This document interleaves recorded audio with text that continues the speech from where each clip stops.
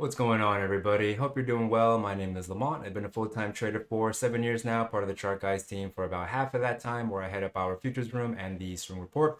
In this video, we will cover the overall market, the hype, some of the hype sectors within the market as well, hit you with some trade zones, go over some of our old trade zones, and that's it. So let's get into it, eh?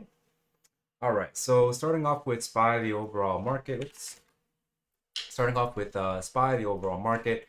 All right, so we know that this continues to be the key, right? This guy over here, this is the balance that was sitting at the prior all-time high that was set in March.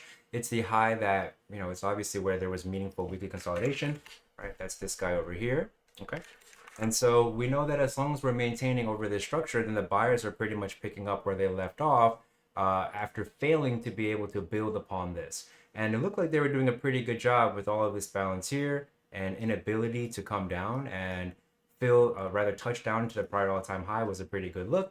However, Thursday's trade saw a good amount of acceptance under the prior all-time high, was definitely a bit of a red flag. But on Friday, pretty much rallied for like half the day into the end of the day. It looked like the sellers were super strong and they were, well, I mean, did have declining bearish volume. Either way, the idea is the buyer stepped in a very meaningful way. Now, this could be window dressing, I guess, but the month just started. So it doesn't really make that much sense either. Either way, whatever is the reasoning for the buying, we care less about that, and we care more so about will they continue to maintain over this structure.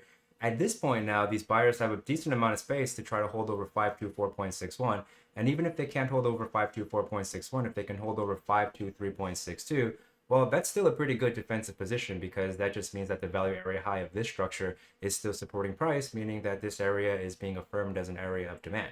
Now, we do have to be very mindful that there is now all of this overhead supply here. Oops. That's gonna bother me, so I gotta fix that. Give me a second here. Okay, so we do have this little bit of overhead supply here. This is obviously the only supply left in the way before a potential break of new all-time highs, right? Which would just be a break over 533.07.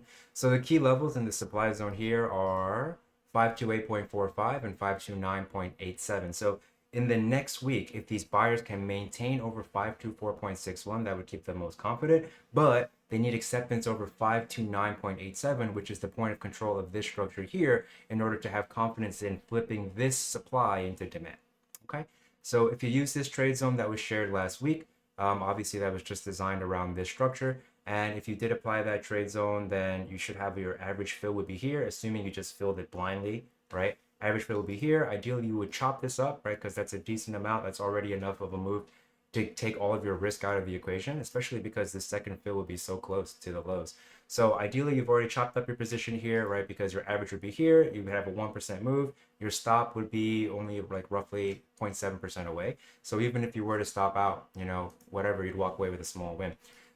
So this is potentially a very fast weekly higher low being set, potentially, right? Now, again, what we're looking out for to see if this is going to continue to be healthy next week is just this guy. That's really it, right? There's nothing else to be concerned about. There is still a space for a daily lower high under 530.51, and that is pretty much it for the SPY. All right. And I wouldn't really change this. Like, obviously now you would walk your stop up, but to here, and so you wouldn't really, or just under here, and then you really wouldn't have much risk at all. So I would do that. Don't leave your stop down here. If you chopped it up, walk your stop up to here, and then if it stops up, that's fine.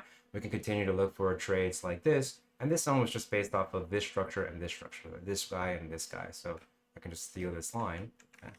It's fine. Really, it was largely based on this one. Okay, so that's pretty much it on the Qs here. So Qs also came into our trade zone. This trade zone was designed around this structure and this structure. Basically, you don't want to trade through all of this. Like, if you're a buyer, you just broke down from all of this supply here. Oops. You just broke down from all of this supply here on this move, and then you pretty much V-shaped to new highs. And so the best case scenario from here, again, it's the same idea. If these buyers want to pick up where they left off from over here, what do they have to do? They have to hold over this structure over here. Not sure where my point of control went.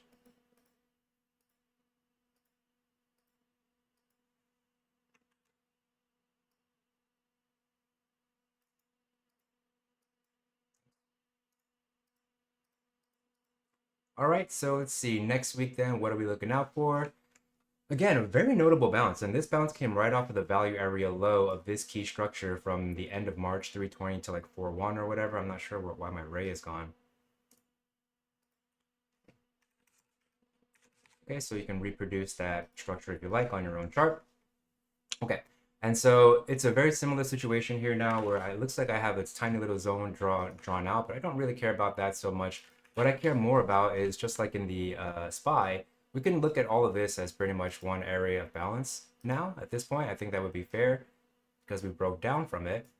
And so what we should be looking out for next week then is, can these buyers find acceptance over this point of control here at 453.03? So defending off of these structures obviously is a good defensive look. However, in order for them to flip this supply into demand, we need acceptance over 453.03. And of course, this is the only bit of supply left in the way before new record highs. And of course, that would be at 460.55. Okay. So you do have space for a daily lower high. You have more space for a daily lower high than the ES, which is not exactly what you want to see, right? Ideally, we'll see the NQ lead the way if this rally is going to stay strong. Ideally, we'll have the tech sector lead the way. So that's really it. Again, if you use these the trade zone, completely blindly, just using these fills over here, you get one fill. Very reasonable to chop this up as well, right? Like let's say you just grab this fill right here. You have plenty of time to chop it up as well. Maybe not plenty of time, but you definitely have enough space to get your risk out of the equation, throw your stop under the low. If we stop out, that's fine. We can keep looking for this area for trades, and that's really it. So same deal, right? It's also potentially just a weekly higher low being set here. Anything over 413.07 will be good for one. I would just continue to maintain using these two structures for a trade zone. And this guy was built all the way down to the lows of this range. So basically, as long as you're holding over this, then we're, obviously then the buyers are finding acceptance over all of this demand, which would keep them happy, right? It's a good defensive look if they can't get back down under here. Okay, so that's really it. Okay, so the Dow, they can't always work. This one was a stop out, and the Dow is honestly very notably weak. It did get this big old bounce as well. So although it is the weakest of all of these, all of the major indices, at the same time, it did still pop back over this daily no change level at 385.59. I don't really care about these that much, honestly, but at the same time, there's not that much structure that was developed on the way down either. So I'm just going to keep leaving this up right now. And, it would appear that it's still being reactive with the high of the day roughly right off of the value area low at 387.75. That's the value area low of this structure here. The Dow is not looking great because even though you have a nice big old bounce, there's a lot of space for a daily lower high to be set under 400.72. Anything under that will be good for one. So I think it's fine to keep watching this key point of this key structure, although it might just be more valuable to look at these high volume areas. Still, I still think the market has memory regarding the structure because we have, that's very notable to me that the close was right on that level. All right, so we'll watch out for 388.56 next week. Want to flip this prior structure back into demand. And again, lots of space for potential lower high to be set. All right, so, I don't hate a sell. It's kind of aggressive, right? Because again, this is just potentially a weekly higher low here. We have been trading sideways for a long time on the Dow. So I don't hate it. I'm not going to set it up now. I would prefer to see what it looks like next week. I kind of doubt that we just ripped to new highs. So, next week, if we see like a pop and drop kind of a situation, right, where we break to a new high, don't see follow through above this high and then roll back down under it, it would be an aggressive sell, but I think that would be reasonable, just looking for further balance. All right, so no new trade zone for the Dow. Just going to play it, play it safe for now. And that's really it in the Dow. All right, so for IWM, same dealio, came into the trade zone. And again, in this situation, I think you would have got all the fills at this point, right? Because this was shared back here. And so your average price would be here. It would have been reasonable, I think, and to chop it up. Actually, not really. You don't have 1R. So I think it's reasonable to keep sticking with this, right? Because this is the local zone, right? We care about this guy. This is the local demand zone, right? And it's pretty notable to me that the selling today was a double bottom off of yesterday's regular trading hours low, and it prevented follow through under this value area low. So, we're probably still looking at more balance like this. Let me move this out of the way so it's more easy to see. So we're probably looking at more balance like this, and really nothing has changed here, right? It continues to be the key structure, right? This continues to be the key structure, I should say. This guy over here made all these lows, made these highs over here. You zoom in, it's been a clear battle for it.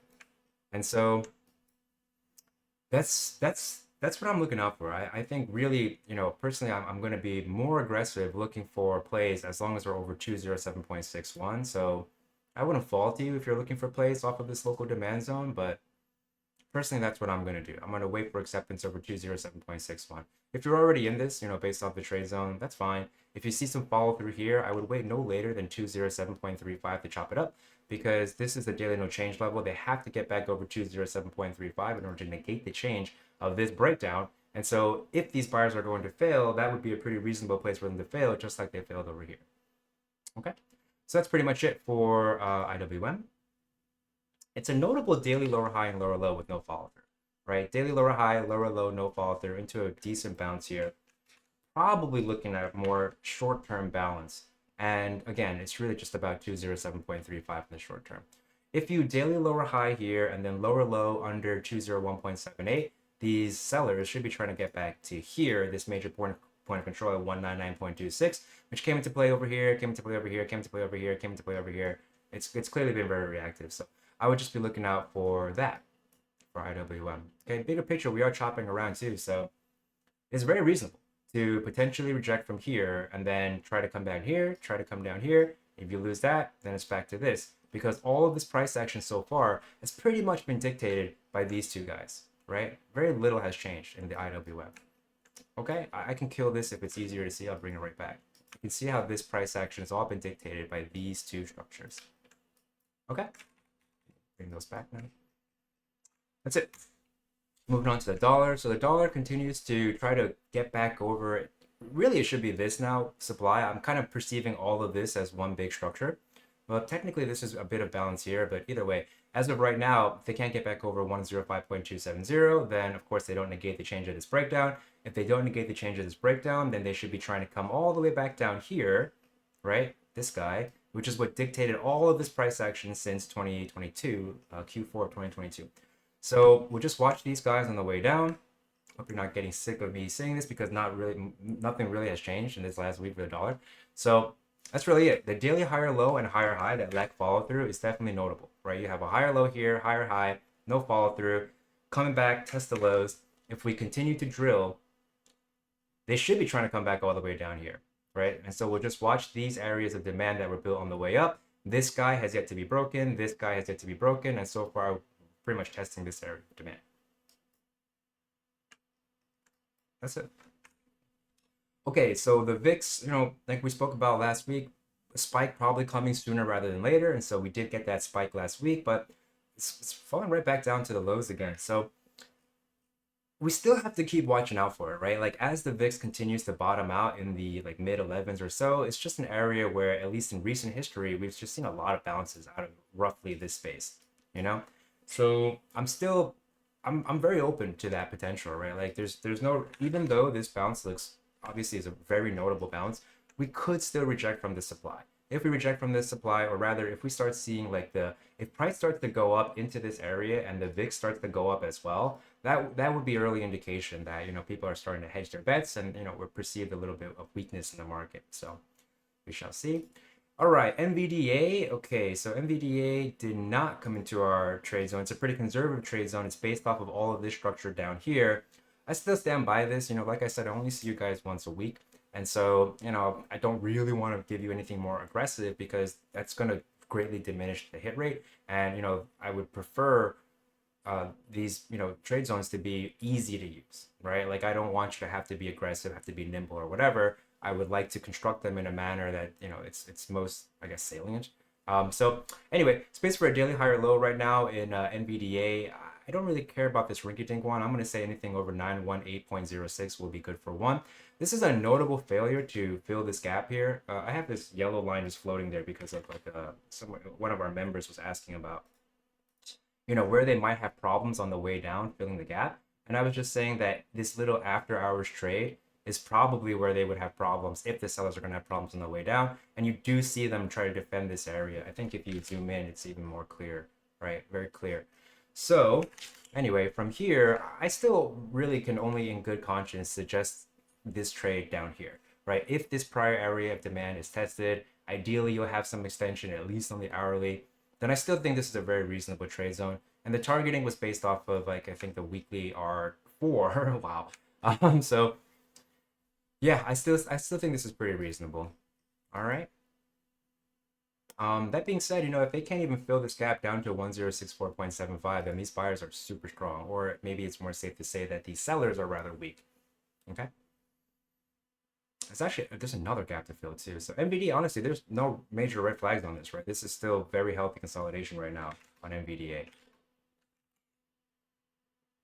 Even if the weekly consolidation were to begin, lots of space for a higher low to be set over 756.06. And that's essentially what this trade zone would be trying to capture, a weekly higher low. We'll take a look at what price action looks like in the next coming weeks. And maybe we can make this a bit more aggressive if we start to see more balance, up top.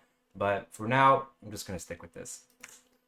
Okay, so Bitcoin, I don't really like any trades on this still either. We still are in a runner from this guy, right? We bought that, passed back over the point of control, chopped it up on the way up, right? And so now your stock can just be under this low here, 60150. You can't love this, right? The fact that you're just kind of trading sideways here, you're not finding acceptance over the developing value area high. The goal for these buyers now is to continue to maintain over the developing point of control, which is currently here, right? And price is actually under it right now. So in order for these buyers to continue to be positioned well to move value higher, they want to stay over the developing point of control. In order for them to actually be moving value higher, they need to get over the developing value area high, which is currently at roughly 70,300.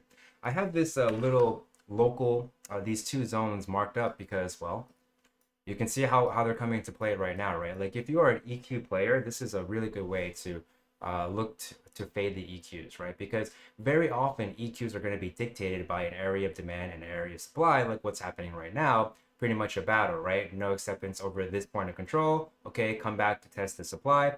No acceptance over this point of control. Okay, come back down to test this demand. Okay, no acceptance from the POC. You get it. It's just been ping-ponging around. So, an aggressive buyer, you're late to the party, like quite a bit, because obviously, the location down here, the location down here was a lot better. But that being said, if you're an aggressive buyer, it's not unreasonable to be looking for pass back plays over this point of control. It's the same exact play that we did on this day weeks ago. It's the same concept, right? Except over here, we're playing over this major point of control, because if we're over it, then that structure is being affirmed as demand. It's the same idea, but now on the 4-hour time frame. So if you want to be a buyer, or maybe you want to fade it, right? Maybe you want to be a seller. They're both very reasonable. The buy location is obviously an aggressive buy because we've already moved quite a bit off of the lows of this range. The sell is more reasonable, but arguably is also aggressive because this is still very healthy consolidation, potentially just a monthly higher low being set here. Weekly time frame had a lower high, lower low, no follow through. So it's a bit of an aggressive sell, but it is still reasonable because we are still just balancing. Okay, so both are very reasonable in my opinion. I'm not going to give you the trade zone for this because I doubt it will last a week. I really doubt it, because now we're zooming into the 4-hour. It's not, like ideally the ideas that I share will be more like this one, where it'll play out over multiple weeks. All right, this has already been 3 weeks, So anyway, that's pretty much it for Bitcoin. And again, that would just mean you see this break of the point of control, you don't see any follow, you buy the move back over, you throw your stop under the low, and you chop it up no later than here. Okay, the value area low of this key supply zone. All right. Okay, moving on to Ethereum here. So Ethereum, very little has changed in Ethereum as well. So we're just continuing to watch these two structures. Let's see, we're watching this guy, right? Which is definitely the problem here and over here right now. And as long as we're holding over this guy, they should be trying to get up all the way back up to here. But we're watching these two as references because these two fellas, right? This lower one made a super major high over here, right? And then, of course, this upper one is being problematic right now. So that's really it. Again, this daily higher low, higher high, bit of a red flag, not seeing any follow through on this. We could very easily continue to just balance more like this, just like we have been doing since February of 2024. There is now space for a weekly higher low, with anything over a 2814.12 being good for one. And, you know, again, if you're still in from this trade zone here, you've probably taken profits. I hope you've taken profits already because it already exceeded the target. Your stop can just be under this low. If you get stopped out, I actually still think it's fine to be looking for plays here, especially if we get like daily oversold conditions, come test this area. It's the same exact thesis of this trade, same exact thing. It should still be fine, right? Well, I mean, it is still a very reasonable trade zone. Whether or not the context would be the ideal for playing in here, we're not quite sure yet. But even if you were just like playing 4-hour oversold conditions in here, I bet you probably would have got this play and this play. So let's just check it out. Right, so 4-hour oversold conditions, that would be here, right? That would be here. So definitely you would be getting the fills here. You can just look at the line. When it touches the line, it's oversold. So again, you would have gotten fills in 4-hour oversold conditions. So, you know, very simple parameters if you're trying to obviously trade these ideas independently, because again, I only see you once a week. So that is it. Really, space for a daily lower high. Technically, it is potentially being set right here at 3846. Got to break under 3720.52 in order to have confidence that that 3846 is the daily lower high. Okay, and if you do set that daily lower high by breaking 3720.52 from here, and then break 3700.40, this low over here, that would be a confirmed daily downtrend, and then we'll be looking for that weekly higher low. All right. Okay, CCJ. So CCJ just continues to grind higher, and I think it just missed our trade zone here, right? Well, actually didn't even come that close to it. So this is still a really good look, right? The fact it did break to a new all-time high, not adjusted for dividends here. So this structure remains key, right? We're still just paying attention to this guy over here. The all-time high is at 56. We broke it today with very limited follow-through. So I still like it like this. Like I would still prefer to just keep looking for it like this. Essentially, this one is also, this trade zone, I mean, is also for a weekly higher low with anything over 45.10 being good for one. There's not really much else to say. Honestly, it's not been a lot of change in a lot of these names. So that's really it, right? Because this guy, this 5022 level, is the point of control of this fellow over here. And as long as they're holding over this fellow over here, well, then higher prices relative to this structure are being accepted, and this is the structure that was sitting at the prior all-time high. A lot of names are doing, or a lot of strong names are doing this, trying to hold over the structure that's sitting at all-time high. SPY, QQQ, I guess that's enough. Bitcoin. Okay, so that's pretty much it. Daily trend is bullish, higher lows and higher high. Higher low support is over here at 52.67, and I think this was a very notable daily higher low set right off of the value area high, again affirming that structure as demand. Pretty much the opposite of what happened here and what happened here. Pop and drops, and over here, pop and drops at the value area high. Oh, this one was just a failure. Okay, so again, 50.22 is key, and that's why the top of our trade zone starts there. All right. Okay, so for 10, this was the trade zone that we shared. At this point now, you're probably still in the runner, right? So you don't get all 3 fills. 2 fills, gets the target.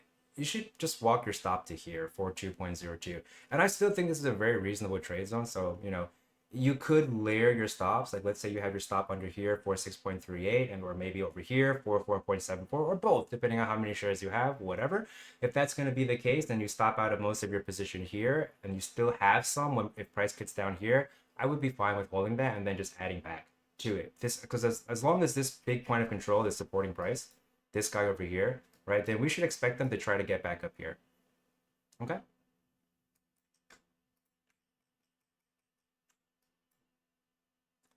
Best case scenario from here is to continue to find acceptance over 48.13. You can see how this structure over here made these highs, point of control rejection, value area low rejection, value area low rejection, and then you'll notice the low, this new daily higher low, it was set pretty much right off of the value area low.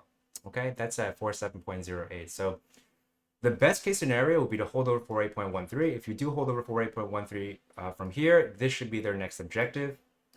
5170 and then 55.11, and that's just this guy over here, which is what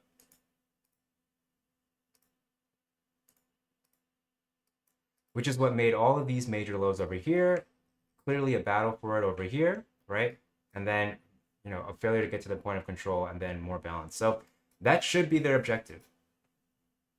Depending on how much size you have left, I don't hate exiting more there. I really, because, again, we don't know if they'll fail, but if they're going to fail, it should be at this structure.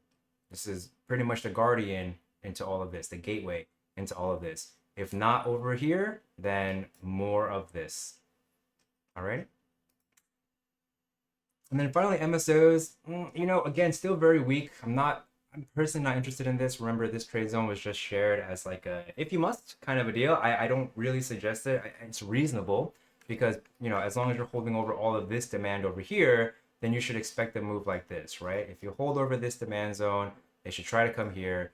This is still the key structure, right? Because if you hold over this, then they should try to come into all of this, right? So, I don't love it. It's pretty, you could perceive this as a bit of a rising wedge that has broken already, right?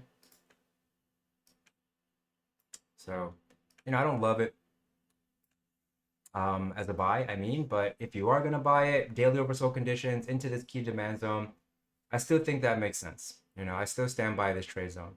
You would have daily oversold conditions if you came into here. All right. The most asymmetrical setup though is going to be like looking for fading cracks of the value area high or the point of control of this structure, right? Even though that one doesn't stick here, like you buy this pass back over the value area high, you probably get a chop because you're looking for a chop at this low, right? Like if you hold out of this guy, if this structure holds, right? You bottom fish over here, buy this pass back over the value area high, this should be the first place where you're looking for an exit this prior low.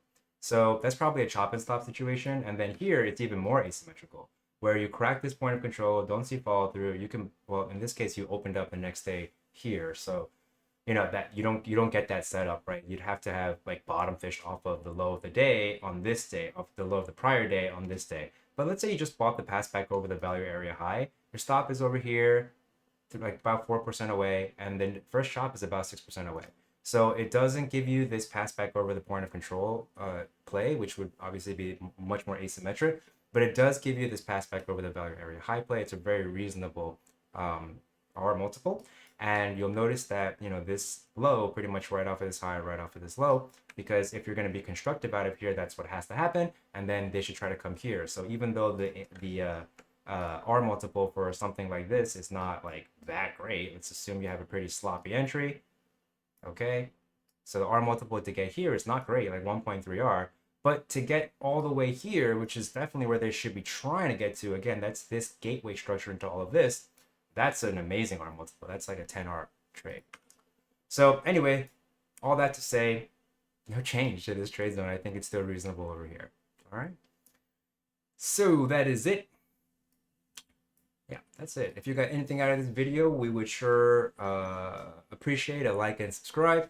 If you are interested in, I think our annual sale is still going, or our spring sale is still going. Let me check here. The link will be in the description below. I should know this, but I don't. Yep, it's still going until. Oh no, it's not. But I bet you if you emailed in, they'll probably still hook you up. Anyway, so if you're interested, links in the description below. Otherwise, I appreciate you sharing some of your time and energy with me. And I hope to see y'all next time. Farewell.